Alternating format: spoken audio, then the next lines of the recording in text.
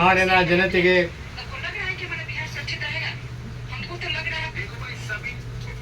75ನೇ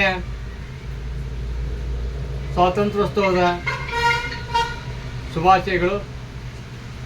ಕೇವಲ ಜೀವನದಲ್ಲಿ ಕೇವಲ ಧ್ವಜಾರೋಹಣವನ್ನು ಮಾಡಿದರೆ ಮಾತ್ರ ನಮ್ಮ ದೇಶ ಮುಂದೆ ಬರಲಿಕ್ಕೆ ಸಾಧ್ಯವಿಲ್ಲ.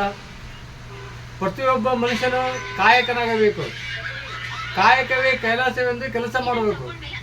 ಅಂದಾಗ ದೇಶ, ಒಂದು ಸಂಘ, ಒಂದು ಸಂಸ್ಥೆ ಸುಧಾರಣೆ ಆಗಲಿಕ್ಕೆ ಸಾಧ್ಯ.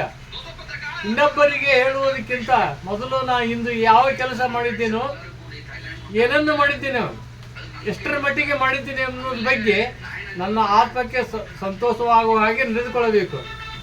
ಅಂದಾಗ ಮಾತ್ರ ದೇಶ ಉದ್ಧಾರ ಆಗುತ್ತೆ. ದೇವರ ರಾಜಕೀಯಕ್ಕಾಗಿ, ಆ ಫೋಟೋ ದೇಶದ ಸಲುವಾಗಿ, ಒಂದು ಗಿಮಿಕ್ಸಿಗಾಗಿ ಸ್ವಾತಂತ್ರ್ಯವನ್ನು ಉಪಯೋಗಿಸಬಾರದು.